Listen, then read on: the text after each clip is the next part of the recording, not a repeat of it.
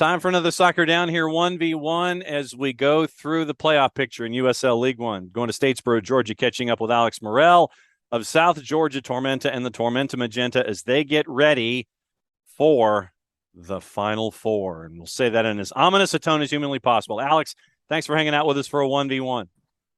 Glad to be here. All Thanks. right. So let's go back to the beginning of the year. And legitimately, there's always an expectation level. And there's always a vibe in training camp leading into the beginning of the season. Coming out of training camp and into the beginning of the year, what was the overall vibe of the guys, and what were the goals that were set in those preseason meetings about this year? Yeah. So at the beginning of the season, I think it'd be hard for someone to say on a team that you don't see your team making like the playoffs, or you don't see you doing well. But honestly, with this Tormenta team, we all knew that we right away, pretty much in preseason. I came a little bit later in preseason, but the talent was there, and it was just going to be the commitment and the sacrifice that the team needed to make in order to be the best that they could be. And throughout the season, we've proven that, and we've done just that, and it says where we are right now. When a lot of folks look at USL League One, one of the things that I will always maintain is that it is one of the most competitive leagues in this hemisphere, because you could have a run of, say, 3 games in 8 days or 3 games in 9 days if you go Friday to Sunday or what have you. And if you have weekend, midweek, weekend, you get a good run of form in those 3 games in 9 days, you could go from outside the playoff picture to like second, or you could go from, say, second to fighting down around 8th or 9th. For someone who plays in this league and is trying to break this down for folks who don't play in this league and just watch, how crazy is it in USL League One from a player's perspective? It's wild. We say it every year as players, like in the locker room and the stuff we talk about. Even coaches, I think, talk about it. You can be in last place going into the weekend and then being first coming out of it in multiple situations. So that makes it fun. Honestly, it makes it even more competitive than I think people know it is when they watch. So you got to have a certain mentality, kind of block everything else out and just keep on going, business as usual. How hard is it? Because, in talking to a lot of different players with teams across the league, one of the things that is a common thread is getting used to the travel aspect of it, because you could be going literally from Statesboro, Georgia to Fresno, California. And last time I checked, there is no direct flight from Statesboro to Fresno, or from, say, Statesboro to Madison, or Statesboro to Omaha, or Statesboro to Keno North to play out west. Yeah. How do you, as a player, and how do those that are around you that you get the chance to hang out with, how do you navigate the travel aspect of this, which can get kind of hairy, to where you're like not in a pretzel by game day, knowing that you've got to be at your best? I think it's good that a lot of guys, played college. I think most of the guys, if not all of them, played college. So you get that feeling a little bit traveling. And then once you're a professional, it just gets even more and more taxing, especially if you have other factors like a family and stuff like that. So I think the best way to accommodate for that kind of thing is just to keep yourself busy when you're on the road, whether, get your TV shows in, get your books in, get everything you need in, so you're focused on the game when it comes around the game time. And luckily we have, I think, the best record in the league away. So that's pretty special, and it's been great. So what are your travel hacks when it comes to games and TV shows and things like that to keep yourself sane? It's kind of exactly what I said. It's just downloading my favorite TV shows, whether it's like Yellowstone. Right now I'm on the Queen in England. That TV show, it just keeps me occupied. And I have a book always, whether it's a book about getting my son that we just had, me and my wife, out in nature more. Just things like that. Try to keep yourself occupied. Well, I want to go down this particular road here a little bit. So then if we were to take Yellowstone and apply it to South Georgia Tormenta,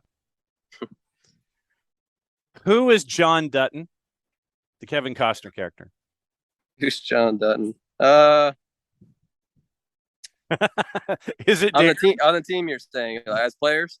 Yeah. So who on this roster of yours is John Dutton? I'd say either Pablo or Lars. Okay. And why would Pablo or Lars be your version of John Dutton, the widowed sixth generation patriarch of the Dutton family that operates Yellowstone Dutton Ranch? Yeah, they have that persona about them. You know, they demand respect, and a guy like Pablo and Lars have been here for a while, so they've held down the fort, so to speak. And I think that's what John Dutton did with his family, and I think that they would both say that Tormenta is their family as well. So it kind of makes sense. So then, does that make you a Rip Wheeler? Yeah, I could be a Rip. I think I'm more like a Casey. Okay. Let's see. This is where folks need to go to IMDb, do their research, and figure out what we're talking about. But that's I wanted to double check here, make sure that the cast was the cast. I don't know who Beth would be, but we can talk about that another time. we'll figure out who Bethany Dutton here is when it comes later on. Yeah. When it comes to the season in and of itself and Tormenta moving from Georgia Southern's campus, moving into your own barn, I mean, you've been able to see the growth of the team throughout USL League One. What does it mean for everyone that you've been around in that orbit to go from one end of the parkway to the other end of the parkway this year? Very, very big moment for the franchise. For me, it's whenever we first stepped on that field, the new field, it just gave me a sense of joy, like pure joy that this has finally come to fruition, and I'm here and we're able to play on this. And, some of the first things I did was text the owner and text Ian and the staff and just say like, wow, this is cool. Congratulations to you guys, and I'm just glad to be here. But yeah, it's just a sense of, wow, this is fun. Smile on your face. Really cool atmosphere to be in. So when you look at how this team has grown and has made it into the playoffs for the first time ever, and all of these firsts that you're running into, what has it been like when you're out there in the community and hanging out with the fans, and the fans come up and tap you on the shoulder and say, hey man, this has been really cool? What's it been like for you to be active in the community to see all this stuff? Yeah, Tormenta has always been very involved in the community, so kind of just came really easily for the people that have always been there, the guys that supported us at the Georgia Southern field to here. So it was a smooth transition, and it was just nice to see their faces and their reactions and their support. Yeah, it's just really cool to see. Alex Morrell, South Georgia Tormenta, hanging out with us for a Soccer Down Here 1v1 as they get ready for the match against Greenville in the USL League One semifinals coming up this weekend. And as we kind of break things down when we get into the roster and the matchups and the playoffs, there were some mid-season additions that really helped out, and especially late stages of the year, to get this team and push them into home playoff dates and things like that. How long did it take for the new guys to integrate into what you and the guys who were there and Ian Cameron, what they were looking to accomplish? How long did that integration take? Not very long at all. I think you can ask anyone on the team that it didn't take very long for the guys like Mukwele or Orion or some of the other guys to just intertwine with us and really become part of this family that we're doing here, building. And yeah, they've been really good this season so far. So for someone who might just be kind of casually passing through and watching a Tormenta game, and then they stop and they watch the rest of it after buzzing through all the channels, how would you describe the philosophy of Tormenta football to someone who hasn't really seen it 100% of the time?